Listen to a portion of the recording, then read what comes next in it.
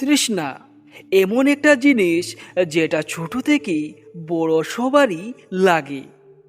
পশু থেকে পাখি সবারই এই তৃষ্ণা নিবারণ করতে হয়। তৃষ্ণা সাধারণত জলের দ্বারাই আমরা মিটিয়ে থাকি। তবে কিছু মানুষ আছে যাদের টাকা পয়সারও তৃষ্ণা থাকে। তবে এই দুই ধরনের তৃষ্ণা ছাড়াও আরও এক ধরনের তৃষ্ণা থাকে যা মেটানো কখনোই সম্ভব নয়। এমনই এক ভৌতিক গল্প নিয়ে আজ আমরা হাজির হয়েছি। আমাদের আজকের গল্প তৃষ্ণা। গল্পটির লেখনেই আছেন মানিক। গল্প পাঠে সুব্রত, পঙ্কজ এবং সুজন। আমাদের গল্পের স্থান, কাল, চরিত্র সবকিছুই কাল্পনিক। বাস্তবের সাথে মিল থাকলে তা অবাঞ্ছিত এবং কাকতালীয়। তাহলে চলুন আর দেরি না করে শোনা যাক আমাদের আজকের গল্প তৃষ্ণা। তৃষ্ণা তৃষ্ণা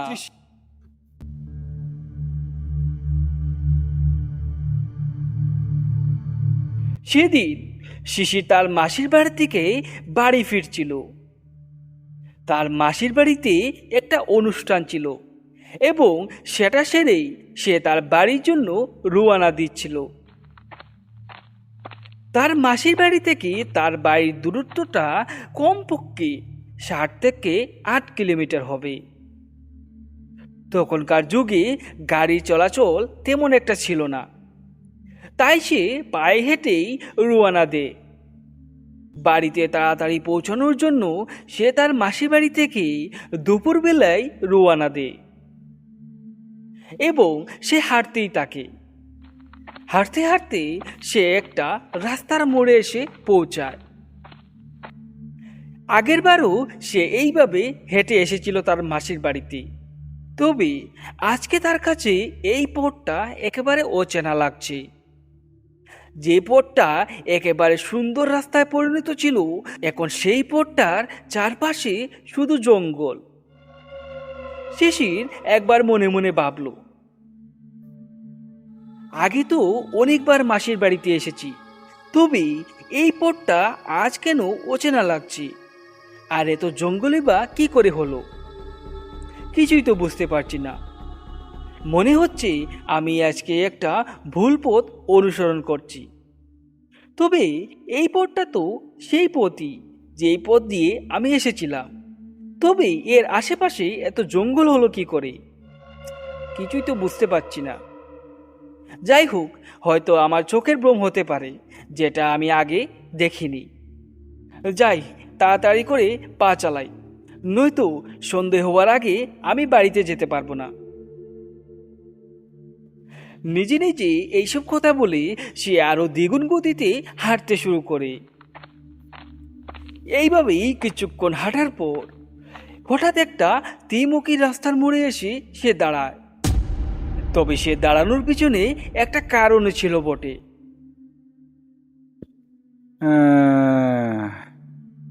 কেউ আমাকে একটু জল দাও।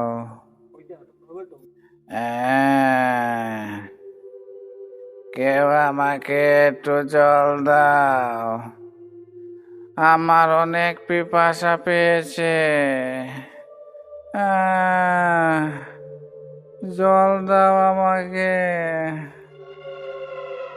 শব্দটা শুনে শিশির জায়গাতেই দাঁড়িয়ে যায়। এই গভীর জঙ্গলে কেইভাবে কাতরাচ্ছে? কে আছে এখানে? তারপর শিশির ওদিক ওদিক চারিদিকে দেখে, কিন্তু কাউকে তো সে দেখতে পাচ্ছে না। তাহলে এই শব্দটা কোথা থেকে আসছে? এটা তার মনের ভুল ভেবে সে আবারও হাঁটতে শুরু করে। সে যখন সামনের দিকে এগোতেই যাবে, ঠিক সেই ঘুঙ্গানি শব্দটা আবার শুনতে পায় সে।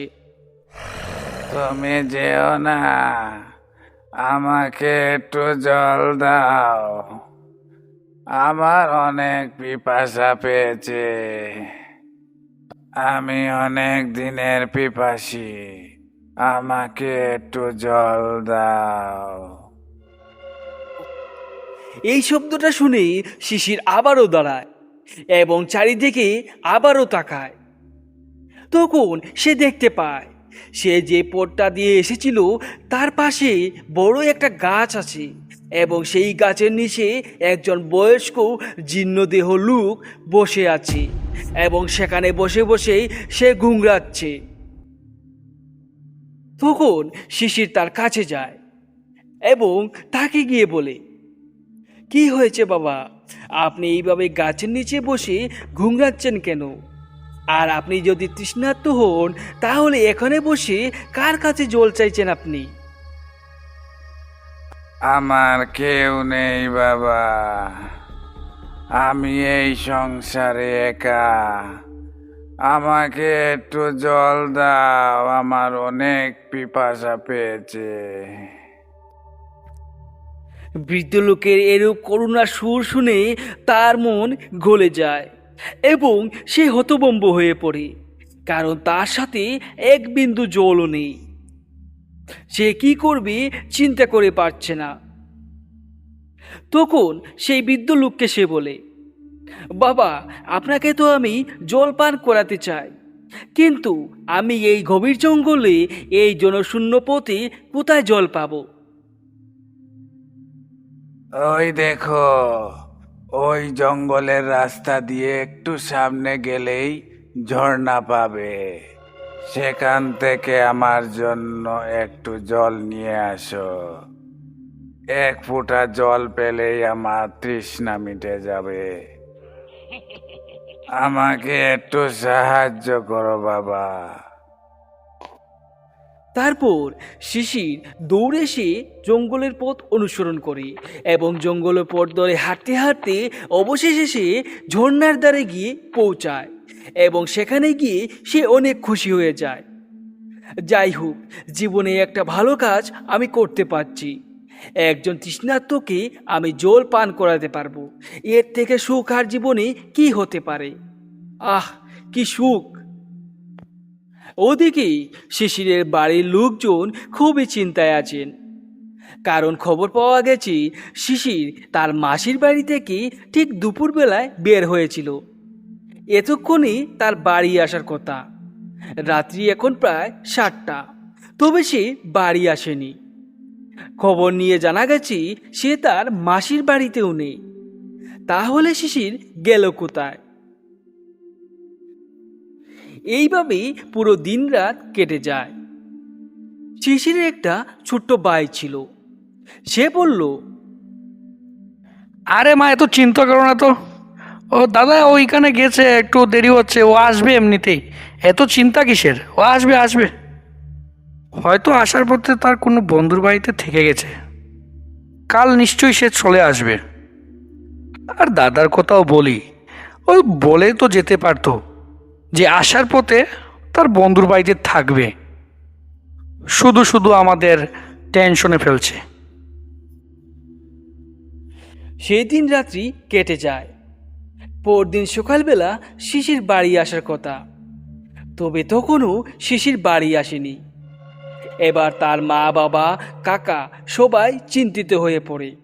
তারপর সবাই তার মাসির বাড়ির দিকে রওনা দেয় এবং সেখানে গিয়ে তারা পুরো ঘটনার বিবরণ জানতে পায়।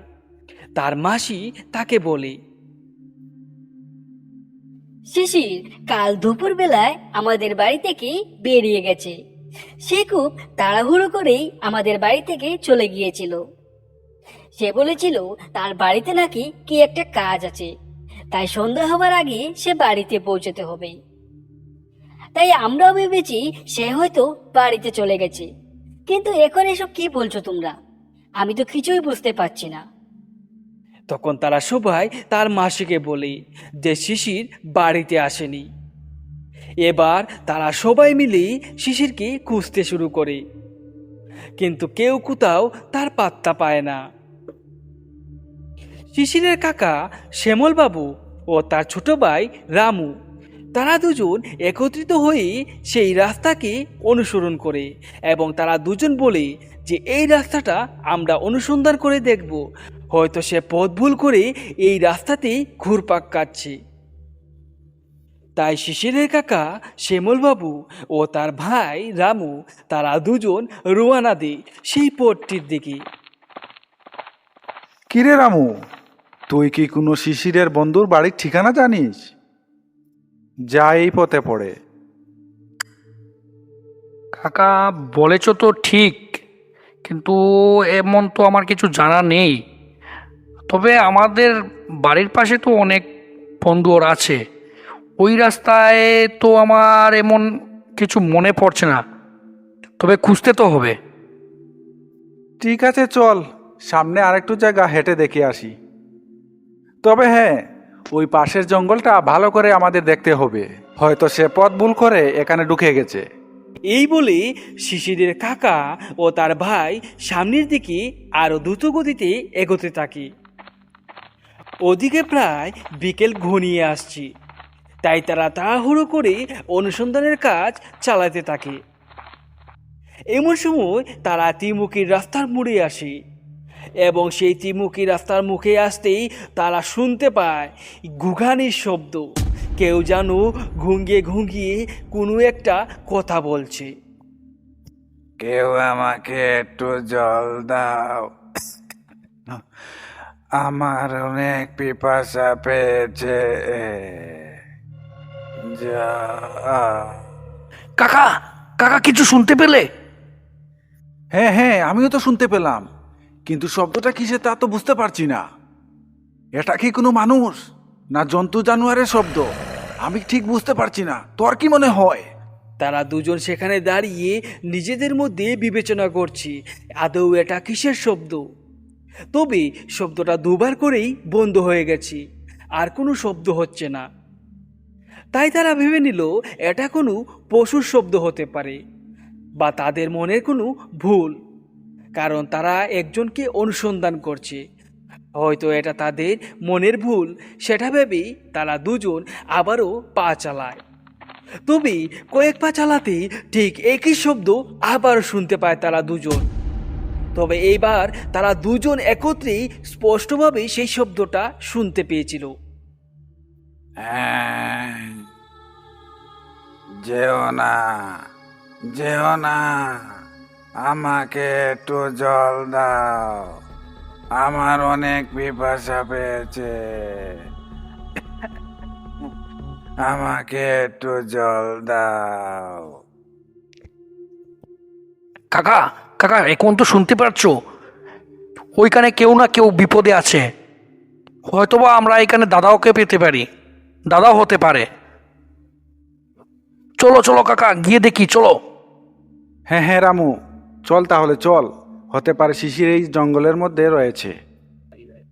এই বলে তারা দুজন দৌড়ে সেই শব্দকে অনুসরণ করতে করতেই জঙ্গলের দিকে প্রবেশ করে এবং জঙ্গলে প্রবেশ করে তারা শিশিরকে তো দেখতে পায় না, তবে অদ্ভুত একটা দৃশ্য দেখতে পায়।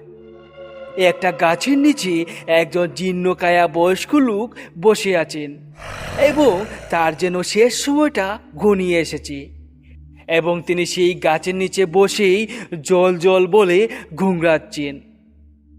আরে আপনি কে? এইভাবে গাছের নিচে বসে আছেন নির্জন জঙ্গলের মধ্যে? আমরা তো আরো দৌড়ে এসেছি, ভেবেছি আমার ভাই কিনা। আর আপনার এই অবস্থা কেন? জল, আমাকে একটু জল দাও, আমার অনেক পিপাসা পেয়েছে। জল? জল বা এই গভীর জঙ্গলে কোথায় পাবো? আরে আমরা তো অন্য একটা কাজে এসেছিলাম। কি কাজ, আমাকে বলো। আসলে আমরা এখানে দাদাকে খুঁজতে এসেছিলাম, কিন্তু আমরা পাইনি। জঙ্গলের মধ্যে গুঙ্গানো শুনে আপনাকে এসে পেলাম। আচ্ছা, আপনি কি বলতে পারেন আমার মতো দেখতে কোনো ছেলেকে কি আপনি দেখেছেন? হ্যাঁ, দেখেছি। কি কি বললেন? আমার মতো একটা ছেলেকে দেখেছেন? কোথায় কোথায়, কোন জায়গাতে দেখেছেন? আপনি কি সত্যি বলছেন? হ্যাঁ, আমি সব বলবো, তবে এখন না, আগে আমাকে একটু জল পান করাতে হবে। তখন তার কাকা বলে উঠলেন, এত ভারী মুশকিল হলো, এই গভীর জঙ্গলের মধ্যে জল পাবো কোথায়?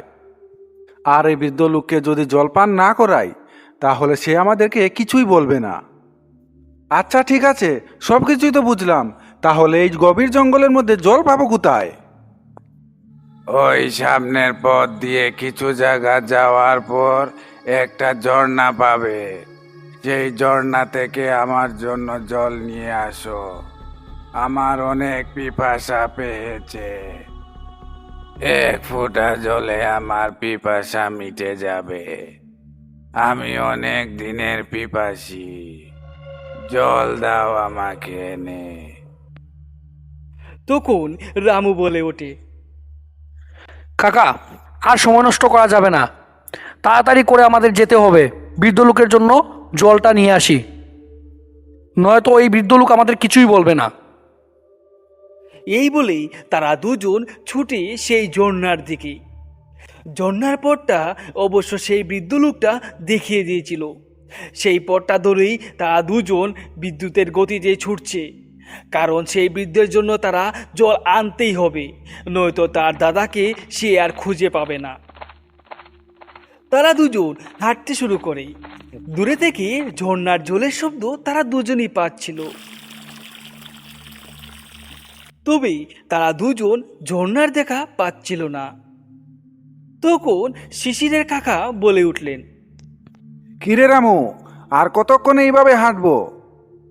ঝর্ণার জলের শব্দ তো পাচ্ছি, কিন্তু সেই ঝর্ণাটা কোথায়? আরে কাকা, আমিও তো বুঝতে পারছি না, তবে চলো আরও কিছু দূর যাই, দেখি, শব্দ তো আমিও পাচ্ছি। এইভাবে প্রায় ঘন্টাখানেক হাঁটার পর তারা অবশেষে ঝর্ণার সামনে গিয়ে পৌঁছায়, এবং ঝর্ণাটা দেখতে পেয়ে তারা দুজন খুবই খুশি হয়ে যায়, কারণ এই ঝর্ণার জলই শিশিরকে খুঁজে পাওয়ার চাবিকাঠি। তবে তারা এই ঝর্ণাতে পৌঁছাতেই অনেক দেরি হয়ে গেছে। সন্ধ্যা প্রায় নেমেই এসেছে। তখন শিশিরের কাকা রামুকে বললেন, রামু, একটু তাড়াতাড়ি করে একটা কচু পাতার মধ্যে জল নিয়ে নে। দেখ, সন্ধ্যা নেমে এসেছে, আমাদের তাড়াতাড়ি করে যেতে হবে সেই বৃদ্ধ লোকের কাছে।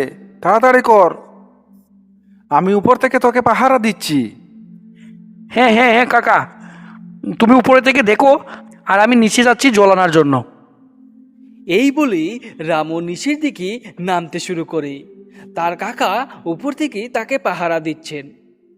রামু একটা কচু পাতার মধ্যে কিছুটা জল সংগ্রহ করে, এবং সে কচু পাতা করে জল নিয়ে ওঠার সময় একটা পাথরের মধ্যে তার পাটা পিছলে যায়, এবং সেখানেই সে ধুম করে জলে পড়ে যায়। এবং সে জলের মধ্যে পড়া মাত্রই অদ্ভুত এক দৃশ্য সে দেখতে পায়। এই গভীর জলের মধ্যে অস্পষ্ট কিছু মুখ ভেসে ওঠে রামুর সামনে। ভয়ঙ্কর সব মুখ, যাদের মুখ থেকে মাংস চলে গেছে। কঙ্কালসার মানুষ এই জলের মধ্যে দাঁড়িয়ে আছে, তবে একটা মানুষের মুখ তার কাছে কিছুটা চেনা চেনা লাগছিল। তবে মুখটা আর কারণ নয়, তার দাদা শিশিরের। এবং জলের মধ্যে এতগুলি স্পষ্ট মুখ থেকে একটাই শব্দ বের হচ্ছিল, তৃষ্ণা, তৃষ্ণা।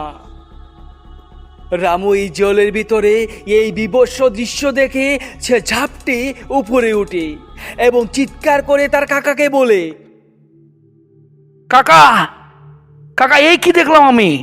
কাকা, তাড়াতাড়ি নিচে আসো। কি কি দেখলি রামু? আমাকে বল, কি দেখলি? এই বলে শিশিরের কাকা নিচে যান, এবং সেখানে যাওয়ার পর রামু তাকে সব কথা বলে।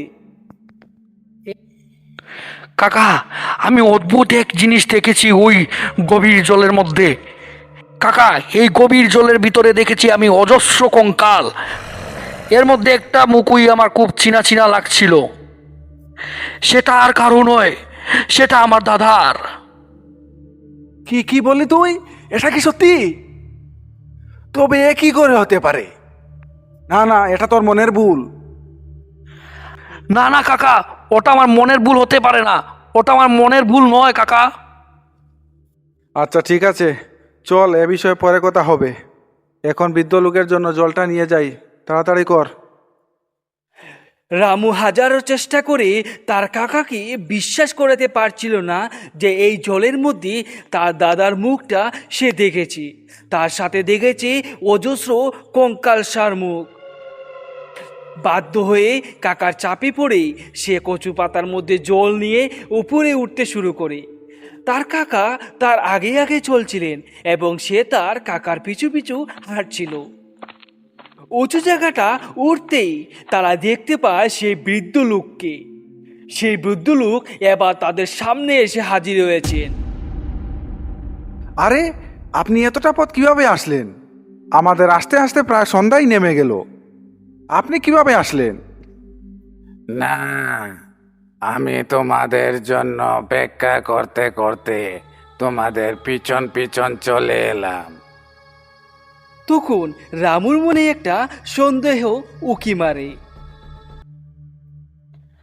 আরে, ওই লোকটা তো কিছুক্ষণ আগে কোথায় বলতে পারছিল না, এখন এত দূর আমাদের পিছন পিছন কিভাবে আসলো? অদ্ভুত ব্যাপার তো। তারপর শিশিরে কাকা সেই বৃদ্ধ লোককে বললেন, এই দেখুন, আপনার জন্য জল নিয়ে এসেছি। এখন আপনাকে আগে বলতে হবে আমার বাতিজা শিশির কোথায়, সে কোন পথ ধরে গিয়েছিল। আগে আপনি আমাদেরকে বলুন, তারপর আপনাকে জল দেব।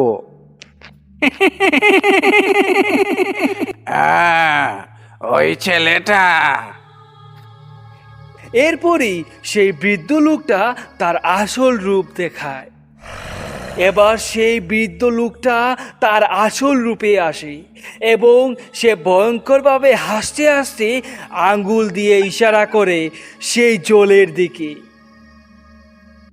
ওই দেখো, ওইখানে আছে সেই ছেলেটা।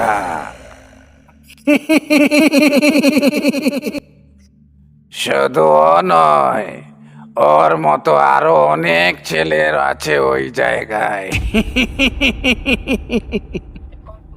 ওরা আমার জন্য জল আনতে গিয়েছিল, কিন্তু ওরা আর ফিরে আসেনি। এখন তোরাও আর এই জায়গা থেকে ফিরতে পারবি না। এখন আর আমার জলের তৃষ্ণা মিটবে না। এখন আমার চাই।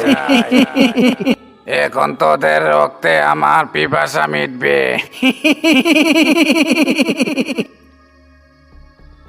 এই বলে সেই ভয়ঙ্কর বৃদ্ধ লোকটা তার আসল রূপ ধরে। সে তার হাতের নখগুলো ধারালো ছুরির মতো করে নেয়। তার সমস্ত শরীর থেকে এবার মাংস ঝরে ঝরে পড়ে এবং তার শরীর থেকে ভেসে আসছিল এক পচা দুর্গন্ধ। তার শরীরে যেন আর কোনো মাংস শেষ নেই। তার হাত পায়ের নখগুলো প্রচণ্ড লম্বা হয়ে যায় এবং তার চোখগুলো কঠোরাগত হয়ে যায়। কি বিভৎস, কি ভয়ঙ্কর দৃশ্য! তারা কি করবে কিছুই বুঝতে পারছে না। তবে এটা তারা বুঝে গেছে শিশির আসলে কোথায় গিয়েছে এবং তার সাথে কি হয়েছে, আর এর পিছনে কে বা দায়ী। এবার সেই ভয়ঙ্কর বীভৎস লোকটা এগিয়ে আসছে তাদের দিকে এবং সেই বীভৎস লোকটা একটা ধাক্কা দিয়েই শিশিরের কাকাকে সেই জলের মধ্যে ফেলে দেয়। তবে উঁচু জায়গা থেকে সেই ঝর্ণার জলের মধ্যে পড়তে পড়তে শিশিরের কাকা চিৎকার করে বলে ওঠেন, রামু, তোর হাতে থাকা জল দিয়ে সেই বৃদ্ধ লোকের গায়ে ছিটিয়ে মার, নয়তো এর তৃষ্ণা আমাদের রক্ত দিয়েই মিটবে। রামু তার কাকার কথা শুনে সেও প্রস্তুতি নিয়ে নেয় এবং সেই বৃদ্ধ লোকটা এবার তার দিকে এগোচ্ছে। সে তাকেও গ্রাস করতে চায়। ঠিক সেই মুহূর্তে রামু তার কচুপাতা হাতে থাকা জলটা ছিটিয়ে মারে সেই বৃদ্ধ লোকটার গায়ে, এবং সেই বৃদ্ধ লোকটা তীব্র এক চিৎকার করে ওঠে। আমি শেষ, আমি শেষ, আমাকে শেষ করে দিয়েছে, এই জলের ছিটায় আমাকে শেষ করে দিয়েছে, আমি শেষ। জ্বলে যাচ্ছে, জ্বলে যাচ্ছে, পুড়ে যাচ্ছে, আমার শরীরটা পুড়ে যাচ্ছে। এরপর রামু কোনো অবস্থায় হাত পা মেরে সে গ্রামে পৌঁছায়, এবং সে তার গ্রামের বাড়িতে গিয়ে সবাইকে এই ঘটনাটা বলে। সবাই দৌড়ে আসে এই জায়গার মধ্যে, তবে শিশিরের কাকার আর কোনো হদিশ পাওয়া যায় না। সেও এই জলের মধ্যে তলিয়ে গেছে। এরপর থেকে গ্রামের এই রাস্তার মধ্যে লোকজন প্রায় দেখতে পায় কিছু কিছু লোক গাছের নিচে বসে শুধু জলের জন্য চিৎকার করছে, আর্তনাদ করছে। এরপর থেকে গ্রামের এই রাস্তাটা লোকেরা ছেড়ে দেয়। তবে লোকেরা এখনো বলে এই রাস্তার মধ্যে এখনো তৃষ্ণার্থীরা বসে থাকে।